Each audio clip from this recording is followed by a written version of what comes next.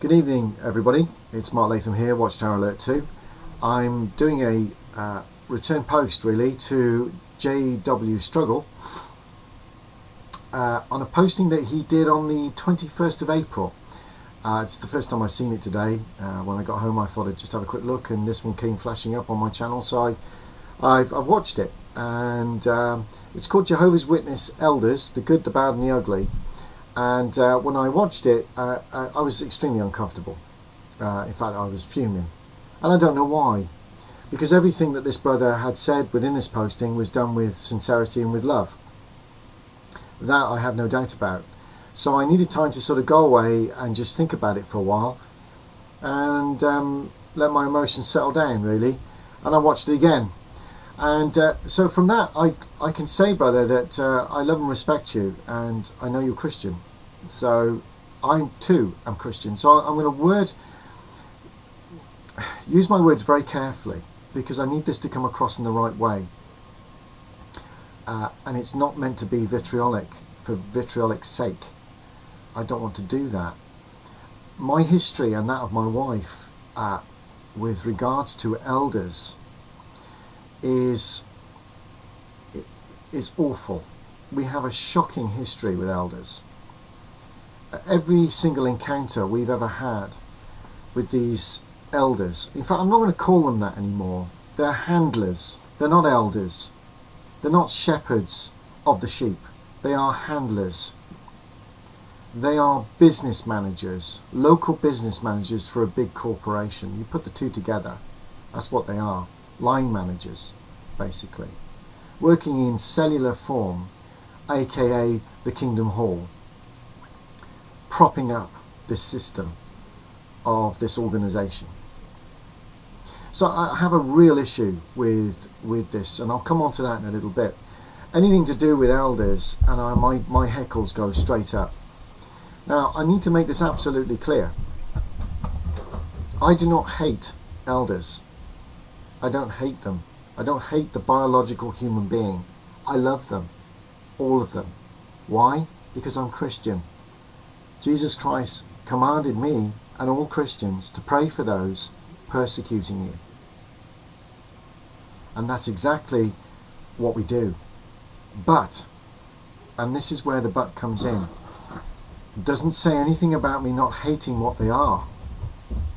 And boy, do I hate what they are and what they represent.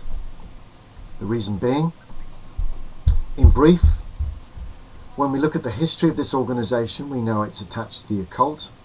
When we look at the history of this organization, we know it's attached to the Masonic rituals of the past. When we look at this organization, we see a fraudulent Bible. When we look at this religion, we see a subversion, a subverted message away from our Lord Jesus Christ. It's satanic. It's a satanic cult that operates and masquerades as a Christian organization. But when you lift up the lid, and as JWs we can do that, as ex-JWs, we can see the real core of what this organization is really about. We know it has nothing to do with Jesus Christ. And so therefore I go back to my point that I hate what they are, but not the individual. And I need to just get this absolutely clear. And what they represent as handlers, as business managers, and the effect they have on the sheep is absolutely shocking. And I and my wife and our family have had first-hand experience of this so-called love for many, many years, including my mother. So it just goes on. Now I'm just going to quote some of the things he's saying here. So please just bear with me. How does it make you feel when you hear a letter like that? How do you react to this kind of a story, these kinds of feelings? Your heart just goes out to a brother like this. There's so many good ones. There's so many sincere ones. They're trying.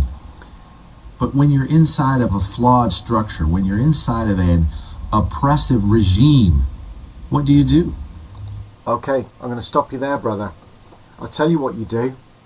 You don't sympathize with them.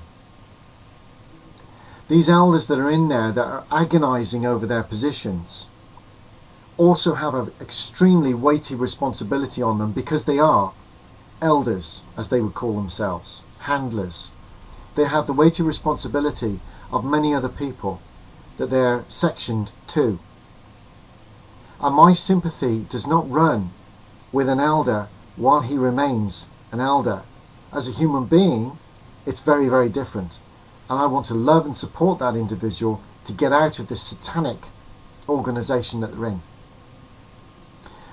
Once they're out of the satanic organization, they are a normal human being, another man facing Christ. That's what they are.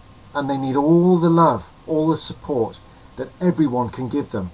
In particular them, because of what they're going through and what they have gone through, and the guilt they may feel about the things and decisions they've made on other people through the years that they've become elders, handlers, business managers. And that's my point. I cannot sympathize with an elder while he is an elder. If an elder says to me, I want to get out and I need to get out, he has all the love and support he could get from us.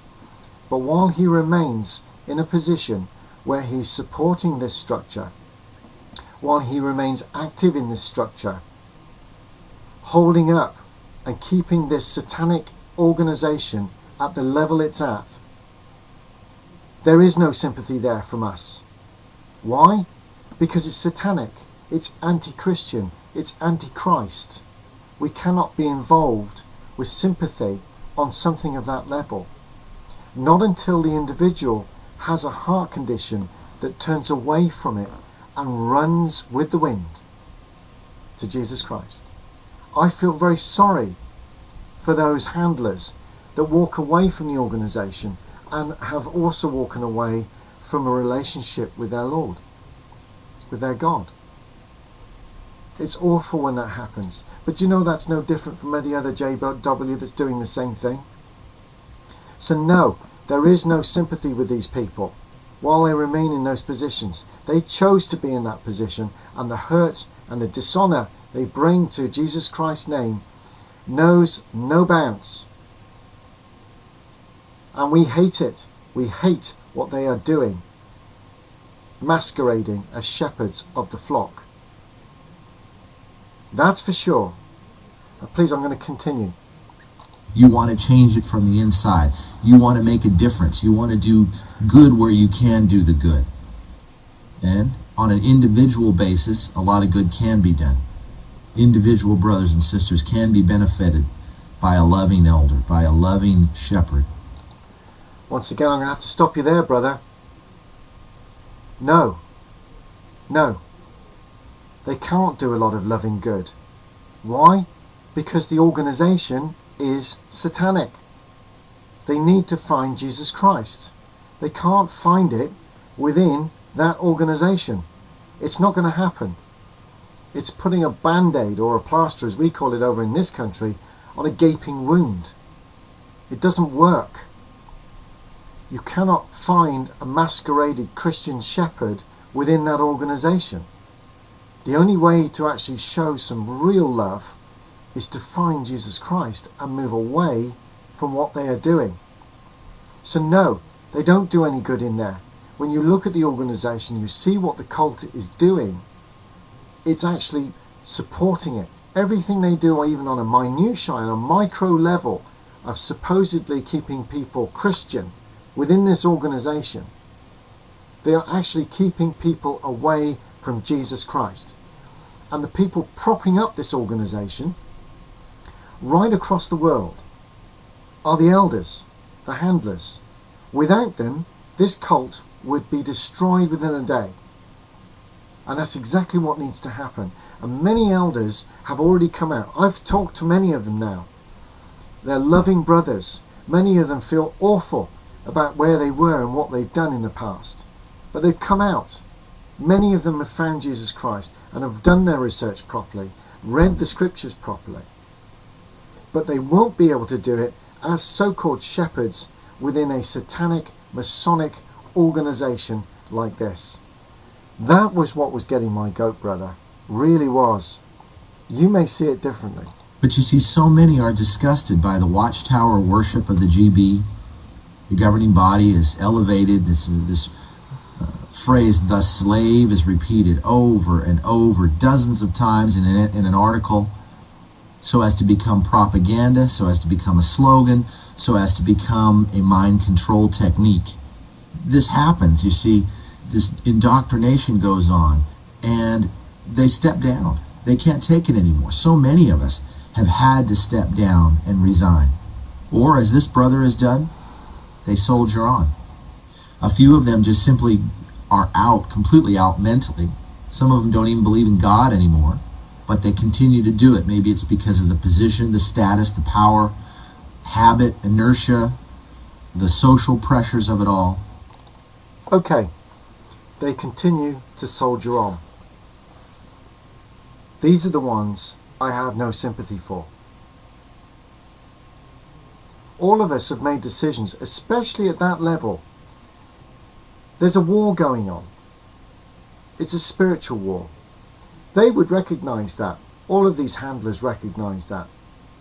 But the spiritual war is one of actually starting with yourself, being honest with yourself, and actually coming to a conclusion with yourself and with our Lord Jesus Christ, and understanding if you've made a mistake, even if you've spent many years, sometimes decades, worshipping this governing body and following through with all its edicts, all of its legalisms, and you've made people suffer through the years, you're going to feel awful.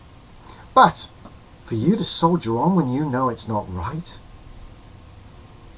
propping up a system that's not right, and you know it's not right, and you haven't got the courage, the conviction to stand up and say, I'm not doing this anymore, and you soldier on, I have no sympathy for you from that point onwards. Why would I?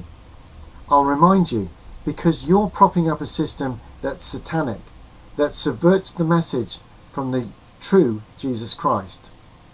Why would I sympathize with you on that? I can't. Time is of the essence. Let's move on.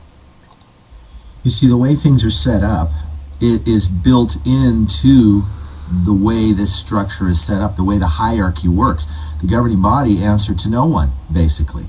There is no accountability. There's no checks and balances there. The same thing within individual elder bodies operates for periods of time. Yes, they have to do whatever the slave tells them, whatever the branch tells them, and they have policies and procedures, but to some extent you have these congregations where the elder's been around for eons, and his dad was an elder, now he's the elder, and he's the coordinator of the body, he's in charge, he's got a strong personality.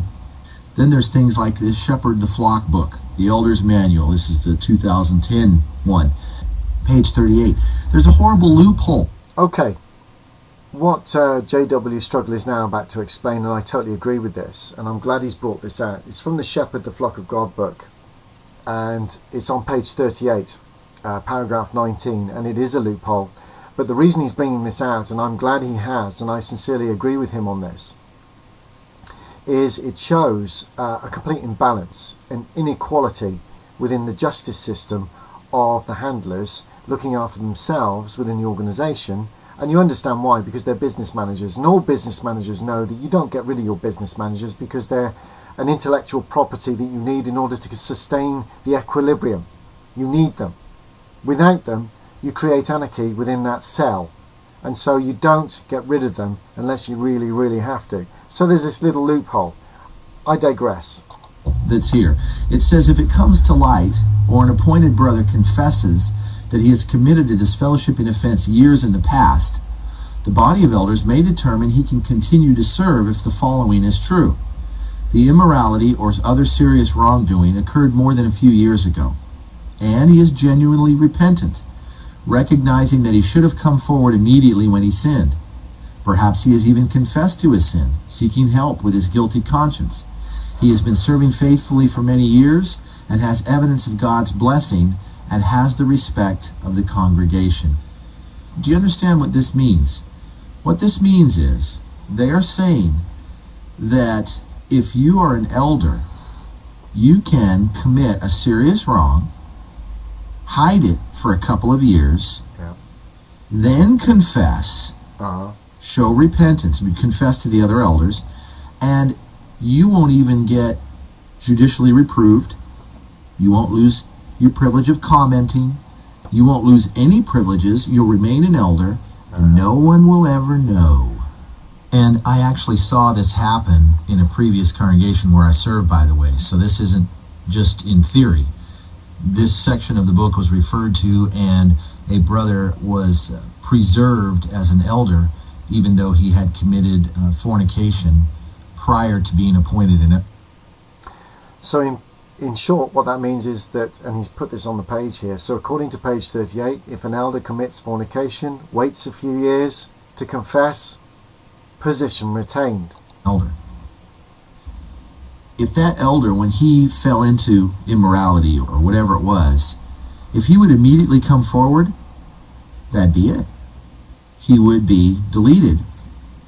He would be put on restrictions. You see, the Shepherd book also brings out that if someone comes, and of course it's applying to the rank and file now, the publishers, if a publisher comes forward and admits serious wrongdoing and repentance is there, well, restrictions must be imposed. Whether it's just a few months without commenting, or you can't give talks for a while. Must be imposed. Why? Because it's about control. It's about manipulation. It's about hammering the individual and keeping them well within their place. But for elders, very, very different. You have a different rule book. And he, now, J.W. Struggle, is just quoting from this one particular page on page 38. You can't carry the microphones anymore. Restrictions must be imposed. But here, as long as you're an elder and you hide it for at least a couple of years, a few years, then you can come forward, and if you've been serving faithfully and if you have evidence of God's blessing, if you have the respect of the congregation, well, there's your out. Really, again, when you hear these things, you hear this letter that this brother sent, you hear these loophole situations that are built into the policy structure. Where are all the elders going? What's happening? We're not losing the worst elders. In many cases, we're losing the best ones. Okay. This is the next bit, brother. I'm not quite sure what you're actually getting at here. We're losing the best ones. I almost feel that you're making an apology for the organization. And personally, I find this difficult to understand where you're coming from with this, because I'm looking at that and I'm thinking straight away, we're losing the best ones. Remember what ship they're on. The vessel they're on is satanic. Pure and simple. It's going nowhere. It's not recognized by Jesus Christ. So we're losing the best ones. I'm not quite sure where you're coming from with this, but these are just men. They're normal men who need to find Jesus Christ, that have been caught up in something, and they need to get out. Whatever way, they just need to get out. And many of them are doing that now.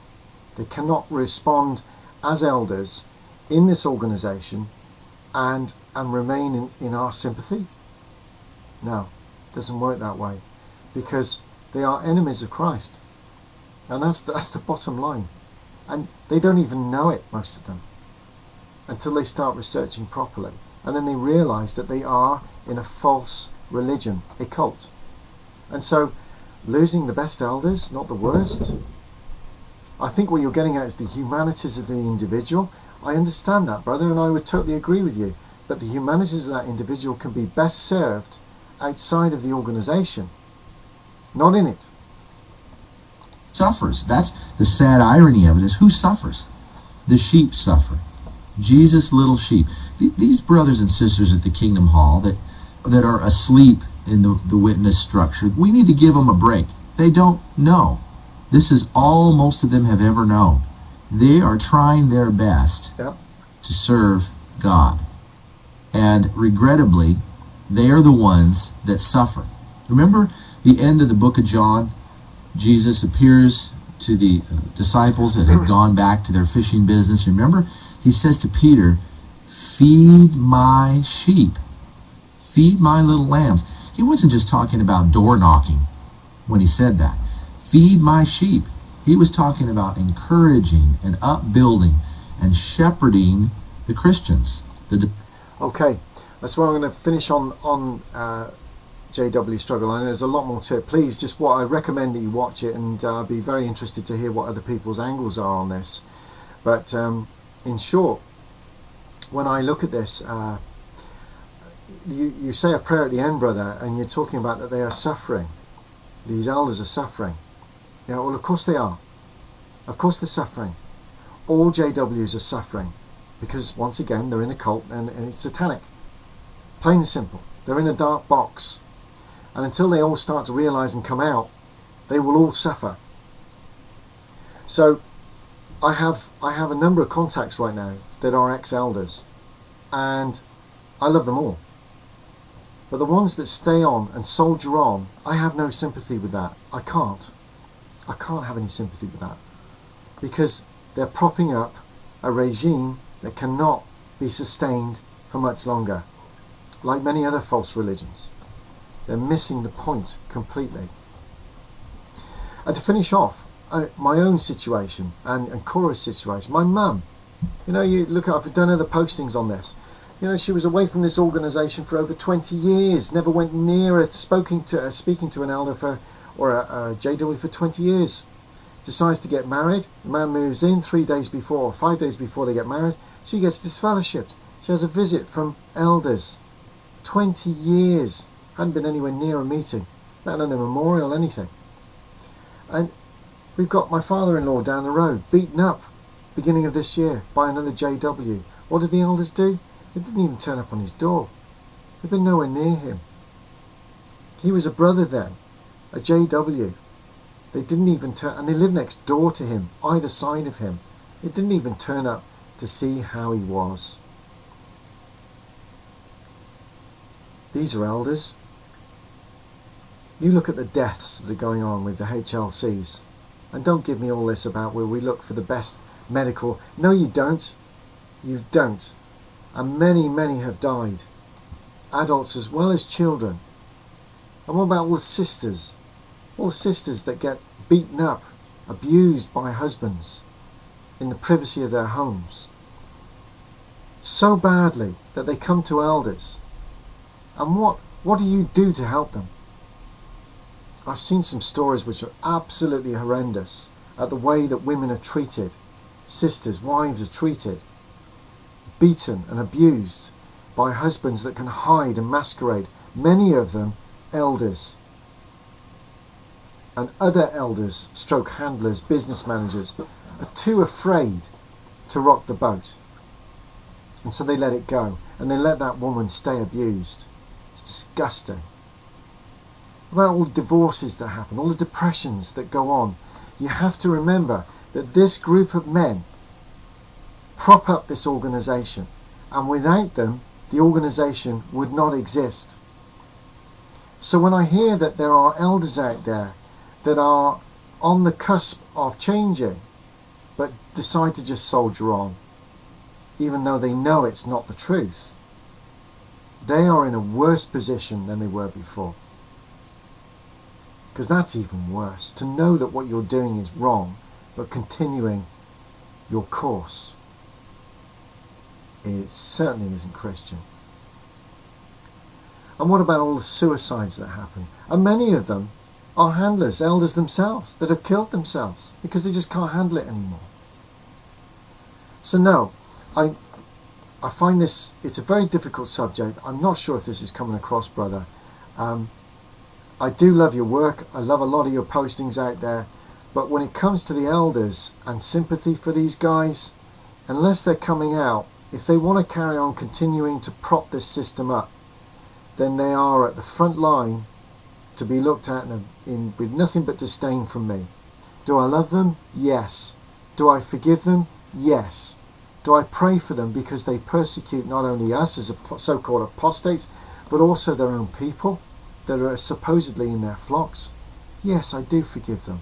I pray for them because Jesus knows they need to come out of this satanic ritual that they're in.